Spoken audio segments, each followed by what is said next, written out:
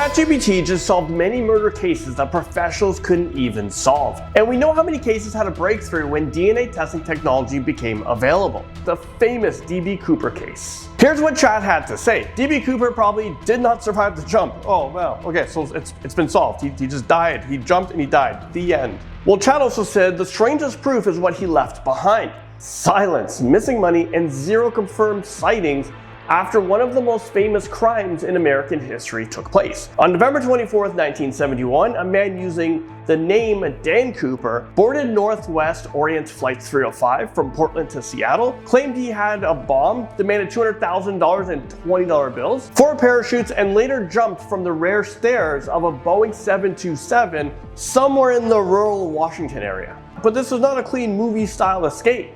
Cooper jumped at night, in bad weather. Okay, Chat's bringing realism to this. He was wearing business clothes and loafers with a heavy bag of cash strapped to him in freezing wilderness with no confirmed landing zone. So Chat's not too confident with this. The guy just jumped and died. Well, the FBI said he vanished after parachuting with a ransom note, and despite decades of investigation, he was never identified or caught. The details that destroyed the genius escaped artist theory for Chat is the money. In 1980, a child found $5,800 of Cooper's ransom cash buried along the Columbian River at Tina Bar, still matching the serial numbers from the hijacking, which means at least part of the money ended up abandoned, damaged, and unused. If Cooper survived and pulled off the perfect escape, why did confirmed ransom bills surface years later on a riverbank instead of being, secretly spent and in rotation? And there's another chilling clue as well that Chat found. Chat said Cooper chose or took a parachute setup that raised doubts about whether he was truly an expert. And the FBI later closed the case in 2016 with no credible leads strong enough to identify him. So Chat's theory is simple. Cooper was smart enough to hijack a plane, calm enough to control the crew, and knowledgeable enough to know the Boeing 727's rear stairs could open mid-flight, but he badly underestimated the jump. And Chat thinks he just hit the ground in the dark, lost the money, and died in the wilderness. So maybe wolves came and ate D.B. Cooper. And the body, it was never found. It was just missing. D.B. Cooper didn't disappear because he was untouchable.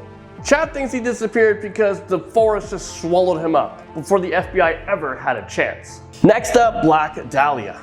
Here's what Chat says. Okay, we're gonna solve this one.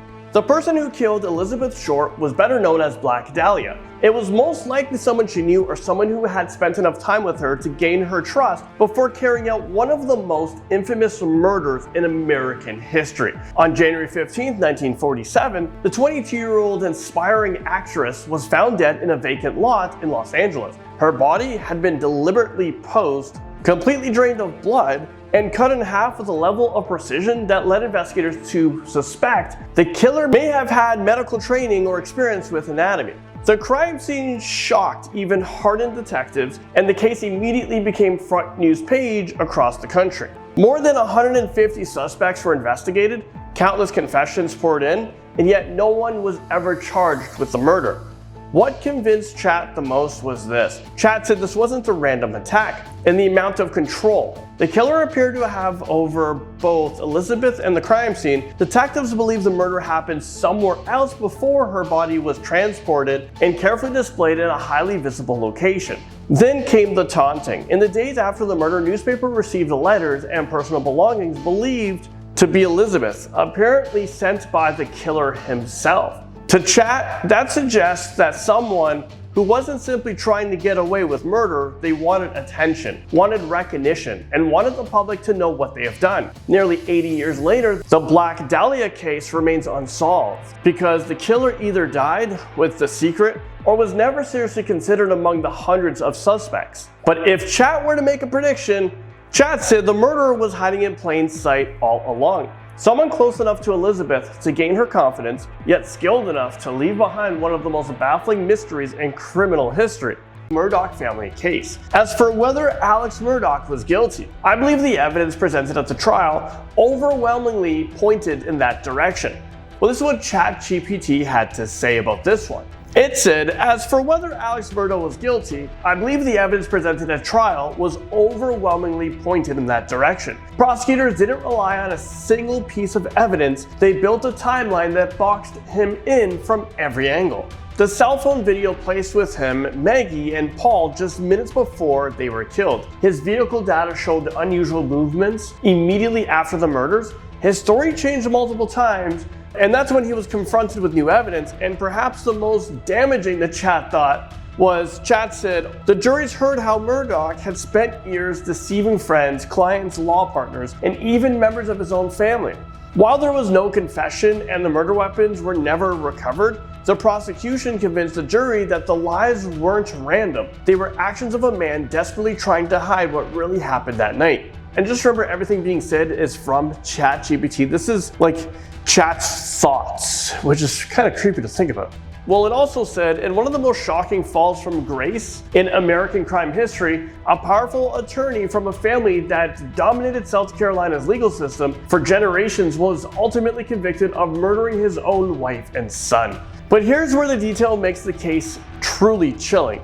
I guess this is really chilling for ChatGPT. On the night of the murders, Alex Murdaugh wasn't just facing financial pressures, his entire world was collapsing. Just days before Maggie and Paul were killed, a law firm accountant had confronted him about millions of dollars that he allegedly, it's gone missing.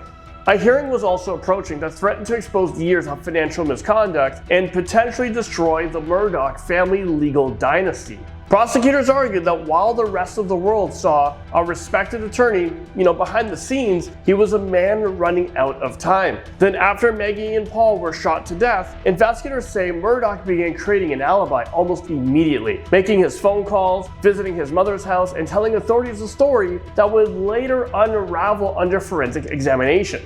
What makes this case so shocking is the person ultimately convicted wasn't a stranger, a drifter, a career criminal. It was a wealthy lawyer whose family held power in South Carolina for nearly a century. The deeper investigators dug, the more they uncovered a web of alleged theft, deception, opioid addiction, and scandal that many believed finally caught up with him on one terrifying night. From ChatGPT knowing Alex Murdaugh is guilty to now, what happened to 6-year-old JonBenét?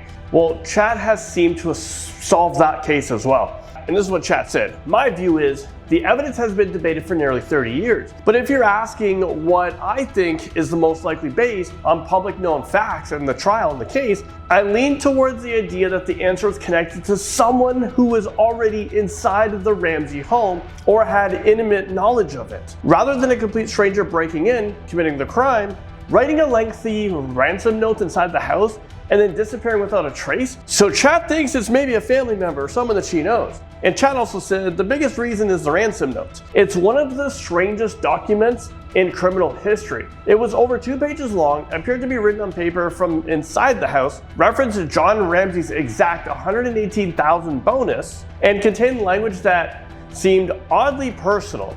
That's difficult for me to reconcile a random intruder theory. On the other hand, the unidentified DNA found on JonBenét's clothing has kept many investigators convinced an outsider was involved. But Chat isn't buying that. She doesn't think it's an outsider. Chat thinks it's someone from inside the house, a family member. Well, that's why the case remains unsolved. The physical evidence and the behavioral evidence often point in different directions. And then Chat goes on to say, if I had to rank these theories, Chat's really thinking about this one. Someone very close to the family would be number 1. Someone close was involved either directly or indirectly. Number 2, an intruder with an unusual familiarity with the Ramsey family and home. And 3, a completely random stranger acting alone. But Chat thinks number 1.